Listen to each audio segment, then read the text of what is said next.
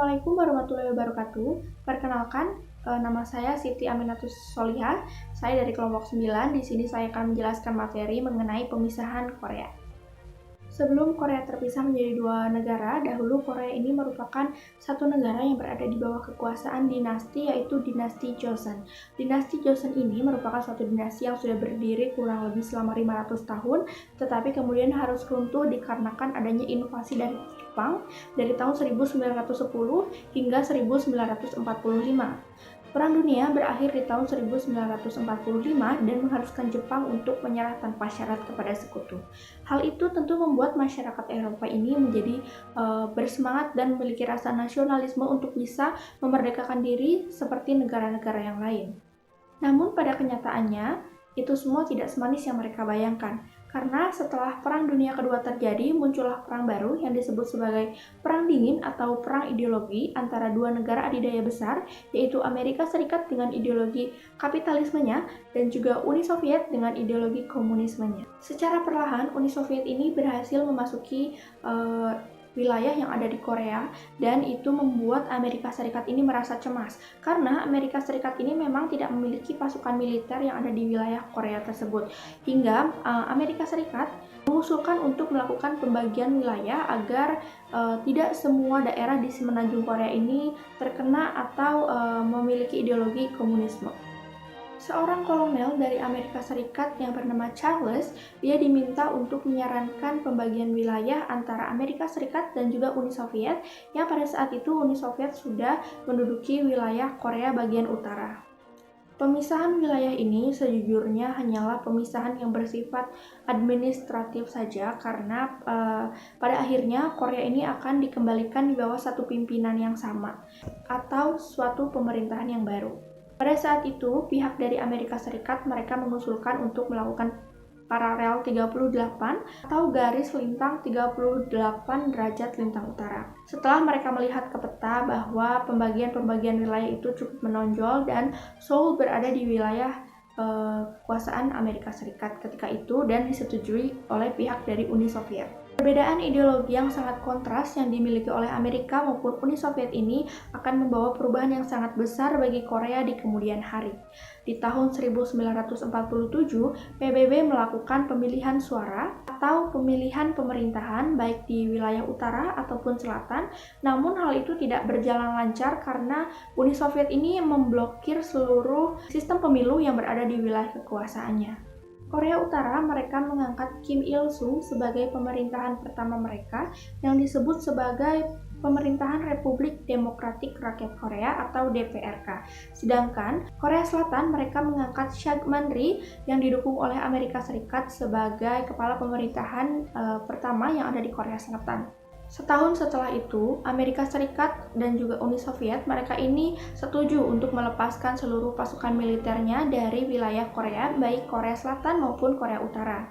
Meskipun begitu, masih sering terjadi pertempuran antara kedua wilayah ini, namun hanya pertempuran yang berada di batas wilayah Korea Selatan dan juga Korea Utara saja.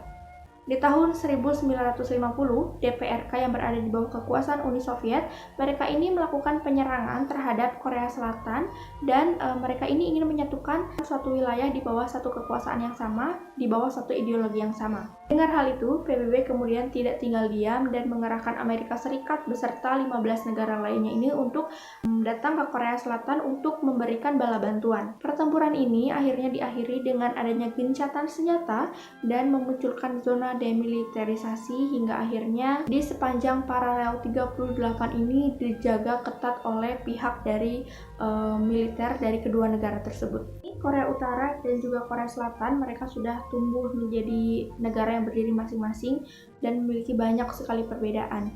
Korea Selatan dikenal sebagai negara yang memiliki budaya K-popers yang sangat mendunia dan juga memiliki tingkat perekonomian yang tinggi, sedangkan Korea Utara ini dikenal sebagai negara yang masih mengisolasi diri dari negara lain dan juga memiliki perekonomian yang rendah.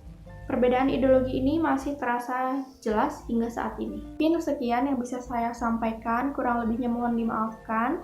Terima kasih. Wassalamualaikum warahmatullahi wabarakatuh. Jalannya Perang Korea yang terjadi antara Korea Utara dengan Korea Selatan ini terjadi selama 3 tahun, yaitu dalam rentang waktu 1950 hingga 1953. Nah, Perang Korea ini disebut sebagai perang yang dimandatkan. Nah, yang dimana dalam Perang Korea ini pada awalnya dipicu dari banyaknya konflik perselisihan antara Korea Utara dengan Korea Selatan. Sehingga hal ini berakibat pada Korea Utara yang pada akhirnya mengambil keputusan dengan cara kekerasan atau peperangan. Nah, pada tanggal 25 Juni 1950 merupakan awal terjadinya Perang Korea yang diawali oleh Korea Utara menyerang Korea Selatan, yang dimana dalam penyerangannya disiarkan ke seluruh kota melalui radio Pyongyang. Nah, dalam penyerangan Perang Korea yang pertama ini dimenangkan oleh Korea Utara yang penyerangannya ditunjukkan ke ibu kota Seoul. Namun karena cuaca buruk, yang berhasil diduduki hanya kota Chuncheon, Ongjin, dan Kaesong, yang merupakan kota penting dari Korea Selatan. Nah, pada tanggal 28 Juni 1950, setelah berlangsungnya perang selama 3 hari, pada akhirnya Korea Utara berhasil menduduki kota Seoul dan berhasil memperluas wilayahnya hingga 50-80 mil dengan menguasai 12 kota dan 5.000 desa dalam jangka waktu 4 hari. Kemudian setelah menduduki kota Seoul, maka Presiden Syngman beserta staf pemerintahannya terpaksa harus meninggalkan kota Seoul dan harus memindahkan pemerintahannya ke Daejeon. Dalam Perang Korea ini tidak murni konflik antara Korea Utara dan Korea Selatan saja, tapi ada juga campur tangan sekutu yang ikut membantu pada berlangsungnya perang ini.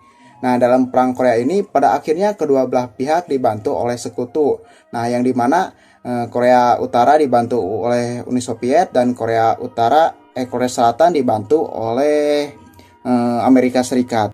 Pada tanggal 27 Juni kemudian Presiden Truman memerintahkan kepada Angkatan Udara dan Angkatan Laut Amerika Serikat untuk memberikan perlindungan kepada pasukan Korea Selatan. Kemudian setelah itu Presiden Truman membuat strategi militer dengan membuat bendungan dengan pasukan-pasukan yang cukup kuat, dengan mengerahkan pasukan Amerika Serikat yang berada di timur jauh, yaitu di Jepang, di bawah komando Douglas MacArthur yang diperintah untuk mengadakan blokade di seluruh pantai Korea. Kemudian pemerintah Cina di Taiwan juga diminta untuk menghentikan operasinya di daratan Cina, dan juga bantuan-bantuan militer kepada pemerintahan Filipina dan Angkatan Perang Prancis di Indochina juga ditingkatkan. Namun pada bulan Agustus 1950, pihak Korea Utara masih tetap unggul karena beberapa hal, yaitu Korea Utara dan Uni Soviet mampu membuat rakyat Korea Selatan bersimpati. Kemudian pihak Korea Utara juga membuat strategi dengan melakukan penyusupan dan penyamaran yang sangat rapi untuk melemahkan pihak Korea Selatan. Setelah itu terus mengalami kekalahan secara berturut-turut selama 3 bulan, lalu pihak Korea Selatan membuat strategi baru yang disebut dengan pertahanan PBB. Nah, yang dimana pertahanan tersebut dipusatkan di Pusan dan dikenal dengan nama Pusat Parameter. Pada tanggal 26 September 1950, dengan menerapkan strategi tersebut, akhirnya Korea Selatan berhasil merebut kembali kota Seoul yang dipimpin oleh Jenderal MacArthur. Dari keberhasilan tersebut menjadi dorongan moral bagi pihak Korea Selatan sehingga untuk memperluas wilayahnya dengan melampaui garis batas 38 derajat lintang utara. Dari kekalahan pihak Korea Utara tersebut juga merupakan kekalahan dari Uni Soviet dan membuat Republik Rakyat Cina yang merupakan sekutu dari Uni Soviet harus ikut membantu pihak Korea Utara sebagai tetangga baiknya dari serangan imperialis. Setelah berhasil menaklukkan Korea Utara, kemudian Jenderal MacArthur menjanjikan kepada pasukan koalisi untuk merayakan Natal dengan keluarganya masing-masing karena perang akan berakhir dan Korea akan bersatu dan demokratis. Namun dalam perayaan Natal itu bukan bersatu, akan tetapi malah terjadi perang karena Korea Utara kembali melakukan perlawanan. Dengan terjadinya perlawanan kembali oleh Korea Utara, maka mereka berhasil kembali meraih kemenangan dengan adanya bantuan dari Republik Rakyat Cina yang sudah punya persiapan yang matang karena telah terlebih dahulu mempelajari peta perang Korea sehingga dapat mengusir pasukan PBB dari Pyongyang untuk kembali ke Korea Selatan. Sehingga dari akhir perang Korea ini menyebabkan 1 juta warga Korea terbunuh, 1/4 warga Cina, dan 34.000 warga Amerika dan kehilangan 36.914 tentara. Sementara Korea Selatan sebanyak 415 orang, sedangkan Korea Utara kehilangan 2 juta serdadunya. Baik, Assalamualaikum warahmatullahi wabarakatuh. Perkenalkan, nama saya Endang Sundari dengan NPM 2021711059. Di sini saya akan menjelaskan materi mengenai akhir dari Perang Korea. Perang Korea ini berlangsung selama 3 tahun lamanya, yaitu pada kurun waktu tahun 1950 sampai dengan tahun 1953. Dan perang ini resmi berakhir secara teknis pada 27 Juli 1953 melalui perjanjian damai di Panmunjom.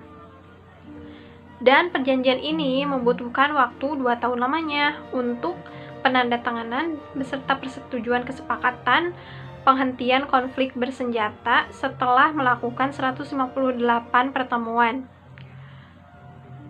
Namun, dalam perjanjian ini tidak ditandatangani oleh kedua belah pihak yang terkait, oleh Korea Utara dengan Korea Selatan, melainkan Korea Utara dengan PBB. Dan dalam perjanjian ini juga menyepakati pembentukan komite penghentian konflik dan komite lain untuk memantau pelanggaran perjanjian dan kepatuhan terhadap poin-poin penting dalam perjanjian ini.